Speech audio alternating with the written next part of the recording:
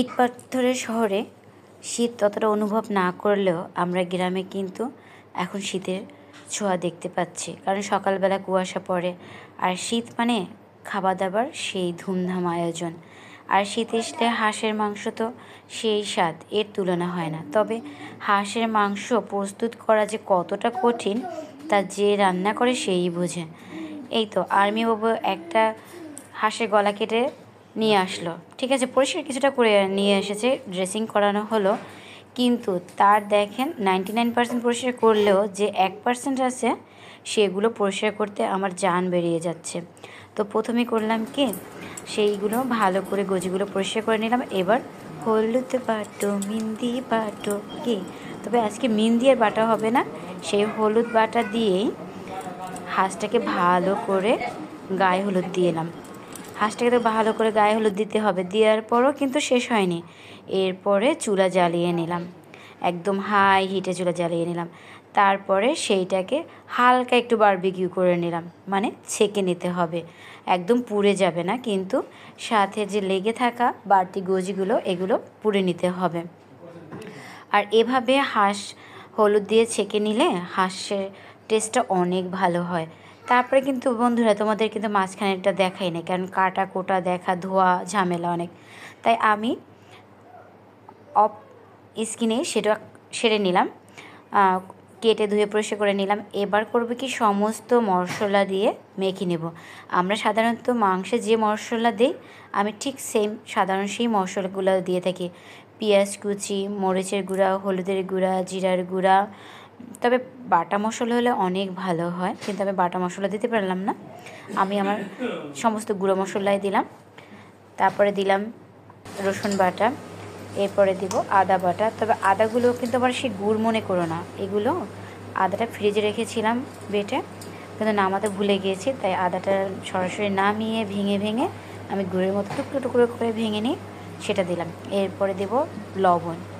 লবণ এমনই একটি জিনিস যা খাদ্যকে সুস্বাদু করে, কিন্তু আবার অতিরিক্ত দিলে খাদ্যকে অখাদ্য করে তোলে। তেমনি আমাদের সমাজেও এমন কিছু কিছু ব্যক্তি আছে যা আমাদের লাইফটাকে অখাদ্য করে দিচ্ছে।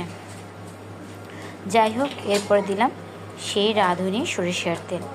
আমি কিন্তু বেশি রাঁধুনি ব্যবহার করে থাকি। তো আমি তবে এই রাঁধুনি কিন্তু নিজের টাকা দিয়ে কিনেছি, রাঁধুনি কোম্পানি কিন্তু আমাকে তেল দেয়নি ফ্রিতে, ঠিক আছে। তবে এই তেলটা সত্যিই খুব ভালো লাগে। তারপরে কাঁচামরিচ দিলাম আর হালকা একটু গরম মশলা দিলাম। এরপরে হাতের ভালোবাসা দিয়ে তো মাখতে হবে। হাঁসের মাংসটা যতটা ভালো করে ম্যারিনেট করা যায় ততই এর স্বাদ দ্বিগুণ হয়ে যায়। তো হাঁসের মাংসটা কিন্তু শীতের বেলা খেতে বেশি ভালো লাগে, গরমের দিনে এটা ততটা সুস্বাদু হয় না। তবে হাঁস নাকি আমি শুনেছি, মানে মেয়ে হাঁস, হাসি হাঁস, এটা খেতে বেশি ভালো লাগে। কিন্তু আর্মি বাবা আজকে নিয়েছিল ছেলে হাঁস, তো এটা খেতেও সুস্বাদু লাগে।